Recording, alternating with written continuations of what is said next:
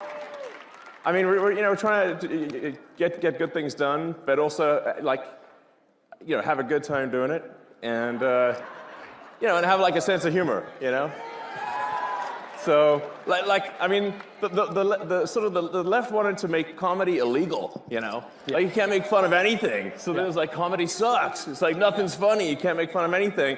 It's like legalize comedy. Yeah. I love it. Legalized comedy. Well, you can see Elon Musk just touched on the recent radical transformation of the art of comedy over the last several years. The radical left has been on a relentless crusade against humor, declaring several comedians as enemies for not complying with their politically correct doctrine. And this has led to a landscape where laughter is silenced and comedic expression stifled, much to the detriment of social flourishing. Many Americans are feeling trapped in the cycle of over-censorship, where even a simple joke can result in social media outrage and professional ruin. And this is a far cry from the left's previous stance on comedy. Ironically, they used to be very good at all of the arts and largely had a monopoly on comedy in particular. But recently, woke zealots have prioritized radical leftist policies at the expense of humor. And now people on the left simply are not, and frankly cannot be funny. Ironically, many contemporary mainstream comedians lack the profound cultural insight that's always historically been at the heart of comedy, going all the way back to the classical Athenian tradition, or they're just too afraid to call out anything woke. So who's behind this alarming, very anti-cultural trend? And what can we do not only to save the integrity of culture, but smile as we do it? Well, joining me today is one of my favorite comedians and influencers who's experienced these dynamics firsthand, Bridget Phetasy. You've seen Bridget she's been on a number of times on the Joe Rogan Show. She's the host of The Dumpster Fire, which you can check out and subscribe to by clicking on the link below. Bridget, welcome. Great to see you again.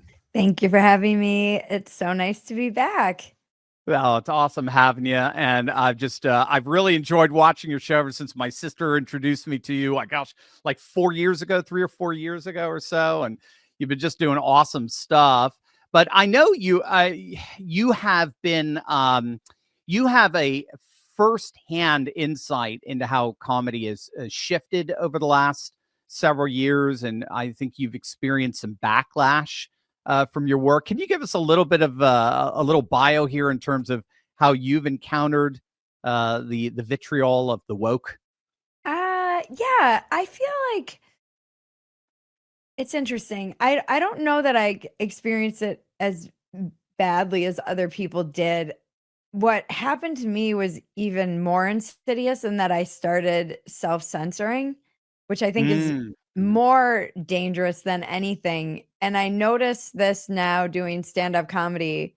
It's something really fascinating when you see people repressing a laugh, because there's something semi-automatic about it. It's not you really have to try to repress that laugh and keep it inside, even if you want to laugh but you feel like you shouldn't. That to me was such a sign of something weird and dangerous going on in that self-censoring time that we all lived through. I think it's much better. I was making fun of Elon actually on Dumpster Fire, being like, comedy is not illegal. Maybe in the UK it is. I mean, they're arresting people for memes over there, but I think in many instances, comedians, to their credit, held the line in this time that we all lived through, where it was very censorious and people were getting canceled and you couldn't joke. And I think it bullied people, whether it was overt or covert, or even just in that insidious way of the culture being going in one direction into this kind of approved message that turned into the approved jokes that you could make. This was when I first started noticing this was even happening, when I was on what was Twitter at the time, now X. And I noticed there were certain things. I was trying to become a writer in Hollywood. This was probably 2015. And 2014, 2015. And there were certain jokes that I would go to hit send and I would say, and I'd pause. And I was like, why am Mm. I and it was always a joke that was kind of taking aim at the left wing. This is probably really 2015 when things started getting very weird. Mhm. Me Too, it really started getting weird. So Ah, 2013, yeah. 2014, but then we had Trump. Everybody was like, ha ha ha, he's such an idiot. What a buffoon, a joker. And then he got the nomination and became literally Hitler overnight. Suddenly not so funny. And I was like, how is this guy that you guys used as fodder for all of your late night shows suddenly the existential threat that we're all supposed to be concerned about? Right. And noticing my own pause, noticing that hesitation was the first sign that something was amiss. Then I started making those jokes and I ended up not getting canceled, just friends of mine would unfollow me and people in the industry would unfollow me who I respected. I And started this is 2016, 2017 or around then, yep. And it kind of scared me off stage. This is yeah. something I really regret because I started getting very insecure about being around these people who were my peers and friends because I was this lone kind of I wasn't saying anything that was really Oh, that transgressive. It was really just common sense normie perspective that I which felt like which is transgressive for a lot of people, maybe not so much yes. anymore, but yeah. Yes. Yeah, So yeah. I started saying that and my online audience started exploding. My offline audience started contracting. And there Ah, really was this crossroads where we also had management and I said, look, I can make these jokes and I can be honest and we'll just see what happens. Or I can toe the line and I can try and get a job writing the approved jokes on a late night show and we'll be maybe able to get, as writers on a show. But I understood both of those things were not possible at the same time in that moment. And my cousin, who's my writing partner on a lot of the scripts, cousin Maggie, a lot of people will know her from Dumpster Fire. She was like, "You're not going to be able to shut your mouth." impossible. Even if you wanted to, you wouldn't be able to. So No just way. Oh, let it rip. well, And then thank God for that. yeah, Yeah. so here Yeah. we are. I mean, I think when Elon was saying that, I understand why he says it. That was very true, but it was almost like 2019 to 2022 talking points in Yeah. 2025 because all the guys I know who went against the grain and held the line are literally flying on private jets now. So they're doing Yeah. fine. Yeah, they're doing fine. And I even noticed that, like, I even on YouTube, we can say now there's only two genders and things like that. There does Yeah, seem to be a freedom here. As I'm saying this, now we get canceled. But that would be there amazing. seems to be a freedom here that we just didn't have, right? I mean, I remember. I guess for me, I started really noticing it. I appreciate you bring up the Me Too because that's where definitely seems to have arisen. But after the George Floyd riots, it just seemed so Mm, that would have been summer 2020. That's right in your timeline, 21 to 23 or so. That's just when it seems wokeness just went nuts. I mean, yeah. it broke the dam broke, and we just got flooded with some of the most pathological personalities imaginable now kind of running us, and they ran the previous administration because we don't even Joe Biden lives literally 20 minutes away from me right now, and he was always home. I don't know if you know that, like 40% of the time our traffic was always backed up because Secret Service was always bringing him back on a Thursday or a Friday. I mean, he was always Mhm. here anyway. But yeah, it seems you mentioned that comedians held the line, and you guys did, and God bless you for it. How did you stay resilient like that? You talk about the importance of resilience on your other podcast, Walk-ins Welcome. And again, the link's down below for everyone. How did comedians stay so resilient amidst all that backlash, that wokeness? I mean, some of them, God bless Joe Rogan, because he was too big to fail already. Yeah. And I have said, had we not had somebody like that who could kind of single-handedly keep the Overton window from shutting completely, I don't know where we would be in a world without him. And then he was able to give the platform to a lot of other up and coming brilliant comedians who are now massive, Tim Dillon being one, Andrew Schultz, Shane Gillis, who did get very publicly, fired from SNL. I have a lot of respect for Shane because he didn't lean into that in a way that some people do. I think it's very easy to like lean in and kick the victim can and be like, oh, I'm a victim now, I'm canceled, which I also I just don't like victimhood culture in general. So I think resisting that is very admirable. When it would be giving into a kind of wokeness if you think about it, because right, yeah. And so, and he just, everybody was like, just keep being funny. And I do believe that loyalty is to the joke. That's, as a comedian, your job is to make fun of everything. Now, what ends up happening, and what's interesting about the time we live in, and this is almost a completely separate discussion, but this idea of audience capture.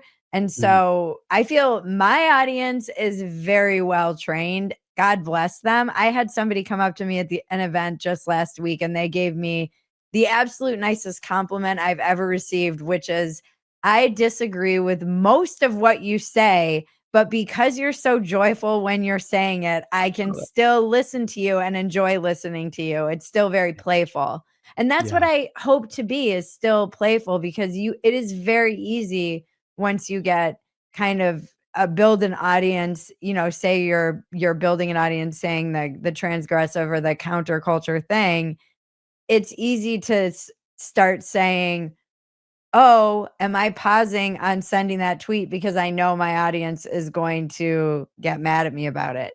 So then suddenly the pause starts happening again. And somebody very early in getting an audience online, I said, why does everybody think that I'm right wing?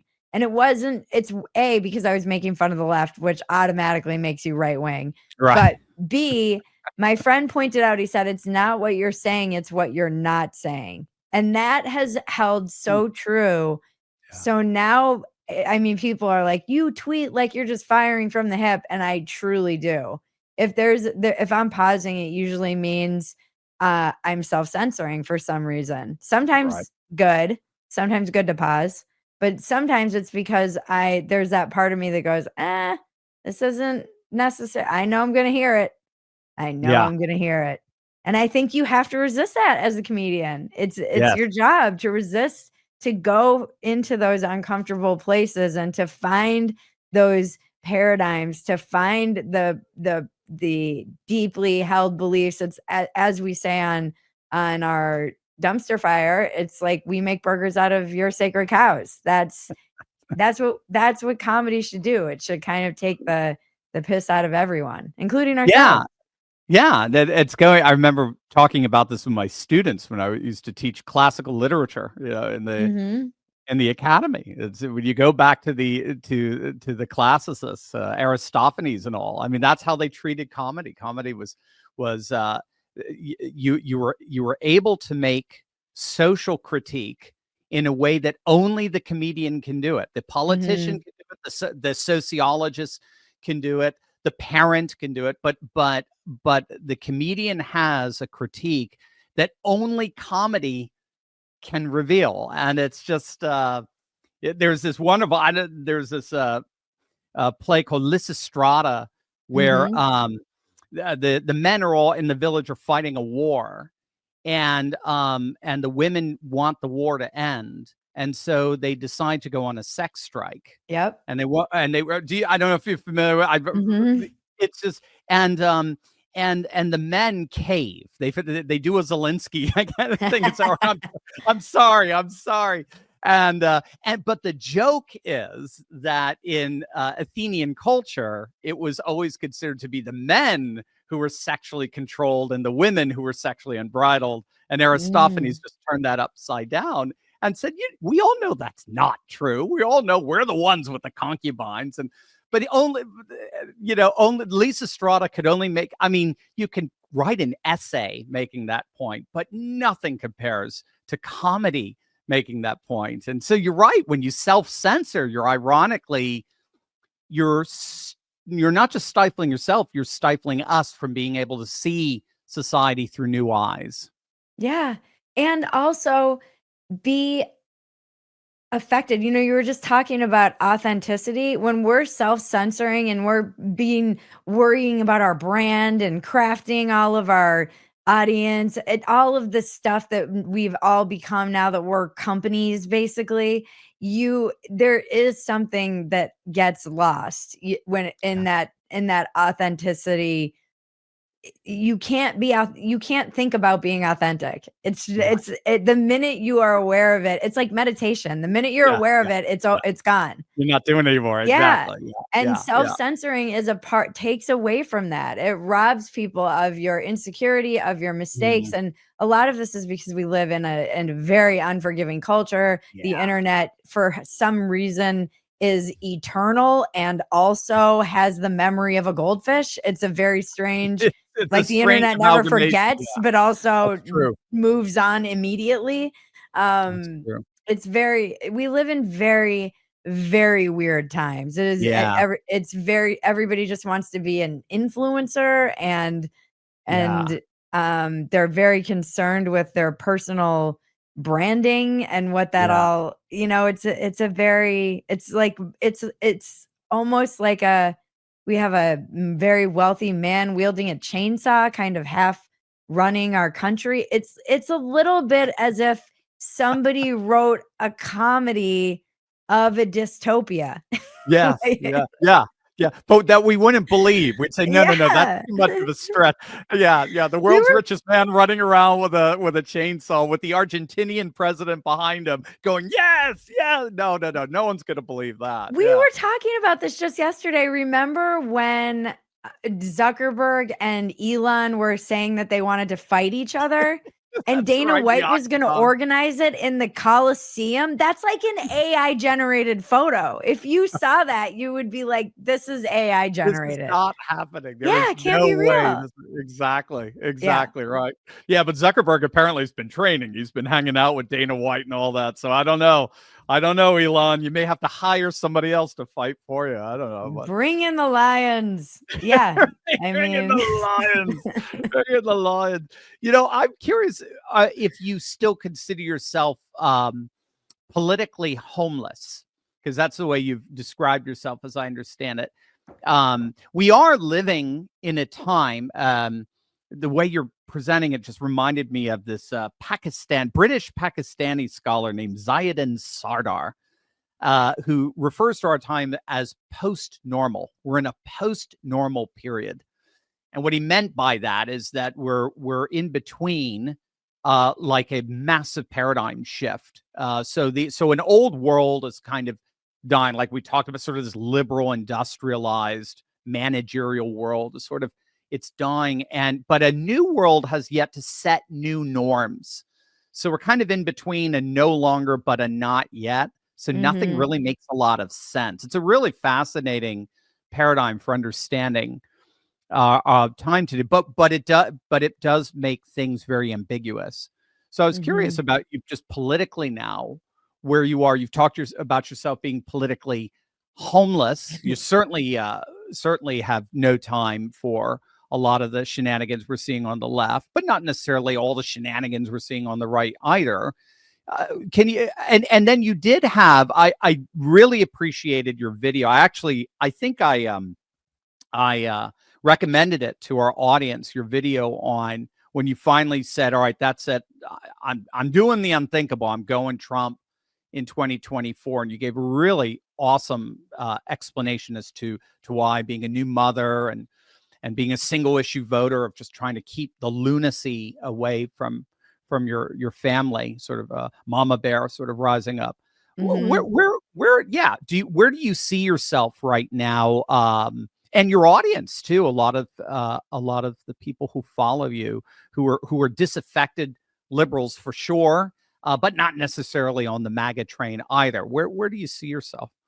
I mean, I'm getting what I voted for. I think that the border stuff has been great, and that was a big issue for me. I think it was very chaotic to let just hundreds of thousands of people stream into the country completely unchecked. Call me crazy. And I think most Americans felt that way. What I've been saying over and over again is we have all this trolling. We have Doge. We've joked on Dumpster Fire. This is troll in chief. And I think the right is doing their victory lap. They're very good at there's this idea that the left can't meme, and the right has managed to be kind of funny when it comes to the online mediums in particular.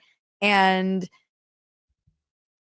what is the American tolerance for trolling, and when do they expect leadership? At a certain point, it's very early. I see a lot of people. This is I have so many thoughts about this, because what I've really come to realize, and what I am writing an essay about right now currently, and what I had to really face in myself, is that the kind of one of the foundational ideologies in America is but the right.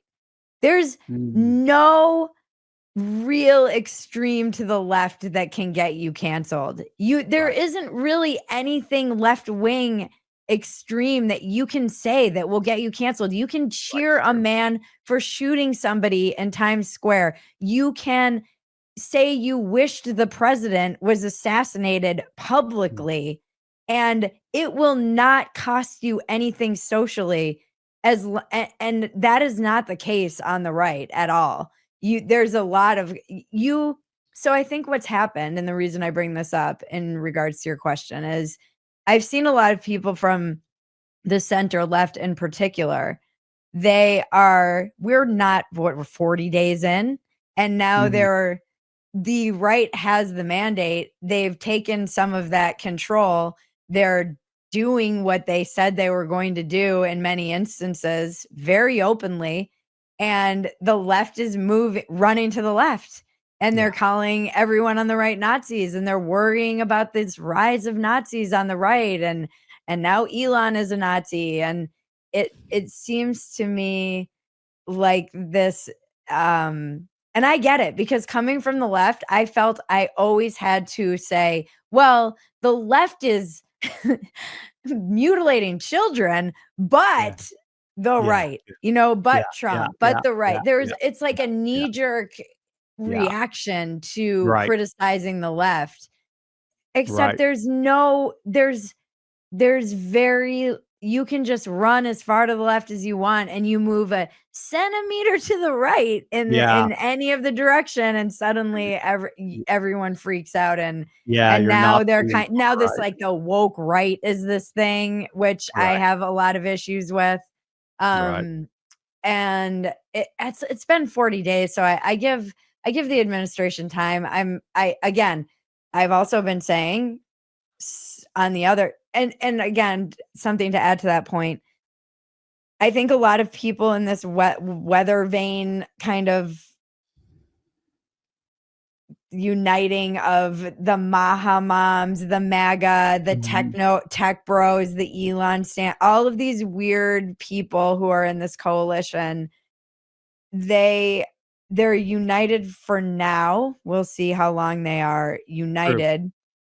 I'm not sure all of them, the people who held their nose and voted for Trump because they wanted to really make that statement about okay, you guys need to calm down. You've gone too far. You're out of your minds. We need to restore some common sense. Get the men out of the bathrooms in the prisons. Stop taking little kids through gender transitions, and let's close our borders, like basic stuff. And also the economy was a big one.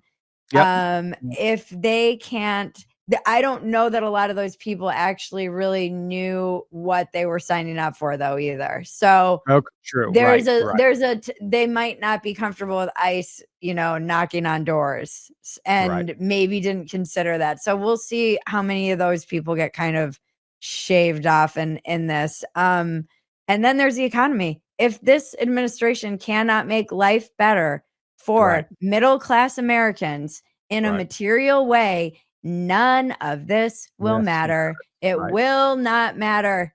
We will just vote for someone else, because who cares? I voted for Hillary Clinton, no one, and then Trump. And I am probably evidence that the 19th Amendment should be repealed. No, I'm just kidding. That's That's going to be the new title of the video. Why the 19th Amendment should be reviewed by Bridget Fetisi. That's right. What's funny is that I'll say that on stage and everyone blinks at me, and I'm like, who knows what the 19th Amendment is? Who knows what the And no one 19th knows, and I'm Amendment like, is? That's none right. of you should be able to vote. Actually, no one should be able to vote. And it's There you always go. like one guy who knows, and I'm like, found the incel.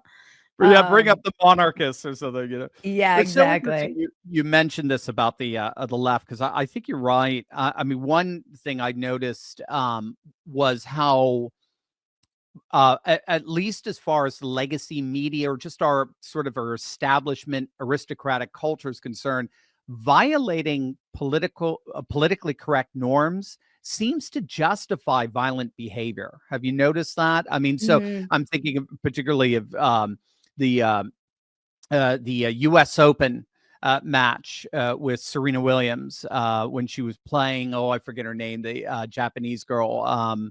And she kind of flipped out. It was in the final. She had a meltdown, and the referee, the umpire, took away a point because she was cheating. She was getting coaching from from the stands, and she had violated something, and so he took away a point. She flipped out, and she ended up losing. And then during the press conference afterward, she said that she was standing up for women's rights, because that umpire would never have, who's a man, would never have done that. You would never have taken that point away if she were a man. And she was going to stand up for equality. And she got a standing ovation from the press pool. And when I try to make sense of that, when I look back at what they were applauding, if you go back, her verbal accosting of this umpire was so violent. It was so verbally violent. And then Billie Jean King came out and tweeted and said, yeah, you go, Serena, this was, I'm behind you 100%. This is sexism, and blah, blah. And a bunch of others came out. And that's kind of when it hit me. And I forget when this was, 2019, 2018.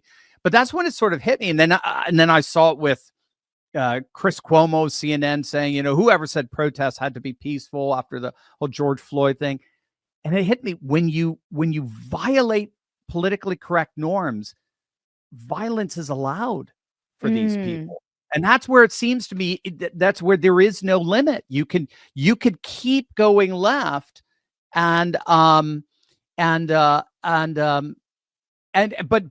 if you're on the right and you violate, or in any way you violate politically correct norms, the left is allowed to go all the way with you. I mean, heck, we saw that with the healthcare executive with what's his name gunned him down. And then you had people saying, well, I kind of feel joyful right now. And kind of like, wow, this is kind of the mentality that it's so sacred. The sacred cows of the left are so sacred that if you violate them, they do get to literally physically harm you. It's crazy. Bothersome to me, because there's nonstop talk about the rhetoric. Oh, the rhetoric of violence, the rhetoric of this and the rhetoric of that on the right, but the right and their rhetoric. And then you say something like, oh, I wish that he had actually been, whatever, like that bullet hadn't missed. And there's no talk about the rhetoric. When you're literally, this was an actual turning point for me. And one of the reasons I voted for Trump was, and this is in this essay that I'm writing, because it was so, it struck me so much that I was sitting at a dinner, and it was, everybody was kind of drinking and whatnot. And this topic of it was right in the summer, right after the near assassination attempt. And this person was kind of joking about how a friend said something publicly and nearly got canceled. And then they were talking about how, basically, like, would I say that publicly? No, but do I feel it? Yes. It was kind of this joke at the table, and I didn't know where everybody, even at the table, stood. And it wasn't, when people are drinking and I'm sober, I'm like, I'm not getting into it. It's just not worth it. Not worth it. No. But it did strike me, you feel completely comfortable saying this in polite company. You don't care about America, because that would have been horrific if that, first of all, just the trauma from that being broadcast live to everyone who saw it, and then reverberating into eternity for us having to see that. So aside from that, then you have what would probably be a near civil war. At the very least, it would have been extremely tense and probably martial law. So in the immediate aftermath, the entire country would have been locked down. Now, none of this would have been good for America. No. You're also, from a very basic level, robbing people of the ability to make a choice. Even if it's not a choice you like, you're taking that from them. And you feel comfortable openly wishing death upon another human being, and you think you're the good guy. It was so crazy to me. Very revealing. It was also terrifying, because this is how you get a lot of good people doing horrible things. It was so chilling to me. I even get chills right now thinking about it. And I was like, you know what? This needs to be, even if my vote didn't matter in Texas, I wanted to be part of the popular vote. I wanted to be part of the people that were saying, I wanted to be counted as one of the people that was saying, no, you guys are out of your minds. Yeah, you guys are out of your minds. Yep. Yeah. Now, I felt the same way. I'm in Delaware, so obviously my vote wasn't going to count. But I wanted to contribute to, like you said, to the popular vote as well. And it just seems to me, I mean, the reading I've done on wokeness, when all said and done, it is the sanctification of the victim. So, liberalism generally, historically, has been about emancipation, emancipating those who are seen as oppressed. And, historically, I mean, it was women, it was, blacks, it was slaves, and so on and so on. But then it just started getting kind of crazy. You get these sociological constructs that come out of, transvestite, lesbian, vampire. And all of a sudden, you're like, what the heck is going on here? But then it did seem to get to a point where, I guess the argument was that from almost this kind of quasi-Marxist perspective, that the only way you can measure whether or not these people have been liberated is if they are completely socially equal. So like the calendar is kind of recalibrated around them, and language is recalibrated around them, so that they're fully normalized. And so any kind of social critique, any kind of social criticism of them is seen as getting in the way of the healing and of the liberation, of the emancipation. And so there's a counterpoint to that, which is then you're allowed to shut those voices down. You're allowed to cancel them. You're allowed to excommunicate them, quite literally. And I mean, you just keep following that silencing sequence, then eventually you get something akin to July 13th in Butler, Pennsylvania. We're going to permanently silence this guy. It's really, really scary stuff. But the starting point seems to be insane. Rather than sanctify our democracy or our norms or public discourse and so forth, we've sanctified sort of this caste system of people, and then anything that gets in the way of their liberation, we have the right to quell and destroy. That's scary stuff. Yeah, and it's it's very scary. It's I think victimhood too is very seductive. I've been saying this for a long time, and it's even just reading my grandfather's letters from World War II that he wrote home, which I read a lot because Wow, that's cool. this man had been bombed off of ships, and he had lost friends, and multiple warships had sunk from under his. It's crazy what he went through. He was in Pearl Harbor when the war started. He was in Japan when it ended. And this man would say, well, I don't want you guys to be a nervous stew about me. I don't want anyone to think that I'm here complaining. I'm like, no one has more of a right to be complain, and there's the whole tone of the letters is so different than the whole tone of our culture now, which I feel I'm guilty of this too, is very whiny just in general. And we're very entitled. We have so much. And it's easy to fall into that trap of being a victim, no matter who you are. I think it's been now we can monetize it, which is even more dangerous. I think we all have to be careful about that, because it can just as easily happen to any group of people who feel like now they're on the downside of the culture. You kind of, I think part of the reason I'm glad Trump did win is that people collectively looked around and said, oh, okay, normies didn't all lose their minds. There's still, I actually think it was evidence of the center holding in some respects. And so there wasn't this kind of, I was getting worried just because I started seeing kind of hints of it on the right, where you'd see it's more even in the manosphere, where it's like men whining about feminism, and I'm like, this is so gross, guys. Like nothing is less manly than a guy blaming a woman for his like own failure or whatever. Like get a grip. You gotta be patient with us, Bridget. We've been so emasculated over the last decade. We're trying to find our way back. I mean, yes, this is the general tone, but I feel like men.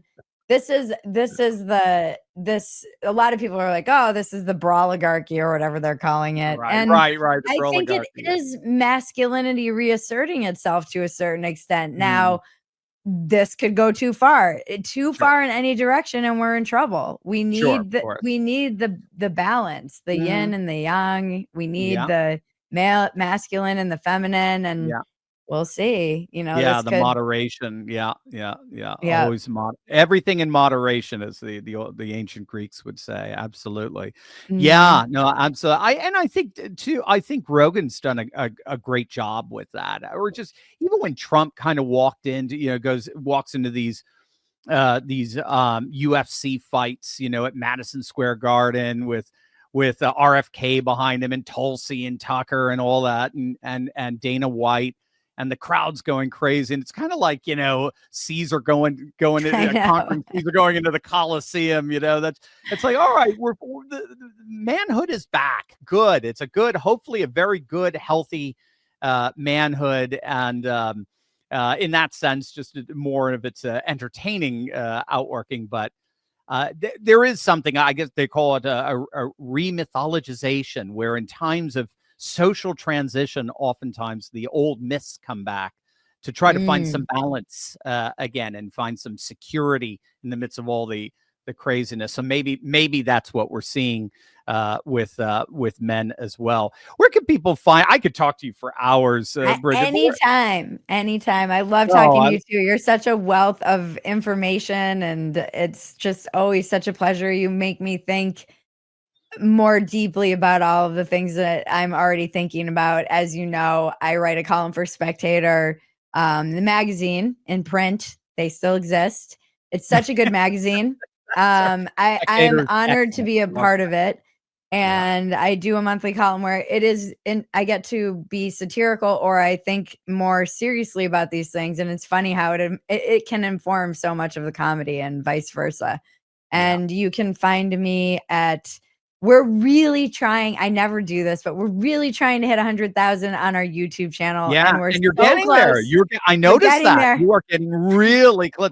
You're almost there. We Oh, that's were gonna be awesome. throttled for so many I years. know, I And then know. right before this election, things just loosened up. Yeah. I know everyone will be surprised. Yeah. So Yeah. we were, I mean, so many, and there were, last year I almost gave up. I was like, you know what? Yeah. We kept on pushing. Good. We kept on because we're resilient. So Good go find that's us at, right. go find us at Bridget Fedesi is the dumpster fire. And then we took actually some of your guys' brilliant advice and separated Walk-ins Welcome to its own channel. So it has its own algorithm and its own little place, and it's thriving over there. Look at you talking the algorithm talk and all. Yeah, awesome. We're learning. We're learning. Yeah, we're all learning together, right? Yeah, gang, definitely click on the links below. Check out Bridget's YouTube channel. Let's get her to 100,000. Let's do it. Let's do it tonight. You guys would be awesome. That'd be a great way to celebrate. Check her also out on X too. You've got a great X handle there. Hundreds of thousands over there. Very insightful. I love your. Do we still call it tweeting? I think we still call it tweeting. Right? Excreting. Excreting. Yeah. No, but I do. I love your X handle. Yeah, you post several times a day and very insightful commentary and bread loaves. I do. I'm telling you. I remember talking about this with my sister, because my sister and I were talking about sort of this just political realignment that's coming on. We have no idea what the realignment actually is, but there is definitely. This ain't the politics of Mitt Romney and Obama anymore. This world is changing dramatically. And I just remember coming across your channel, the dumpster fire in particular. I remember I was listening to it on like 2x speed, and when you would get to the you look like look like a little mouse going, like a little raccoon. Yeah, like a little raccoon going through the dumpster. But I just remember saying, wow, this is somebody on the front lines of this realignment. This is impressive stuff. And I've followed you ever since. Love your work, and I encourage everyone else to follow Bridget as well. You will not be disappointed. Thanks, Bridget. But they will be disappointed, and maybe you disagree with me, but hang in there. I will make you laugh occasionally. And she will. Take my word for it. She will. She's amazing. Thank you, Bridget. You're awesome. Thank you. Thanks for having me. Okay, come see us in Austin. Yeah, I'm supposed to be out there. I think at the end of the month for a little conference out there. Yeah, we'll chat. That'll be great. Okay, yay. All right. Thank you. Awesome. Thanks.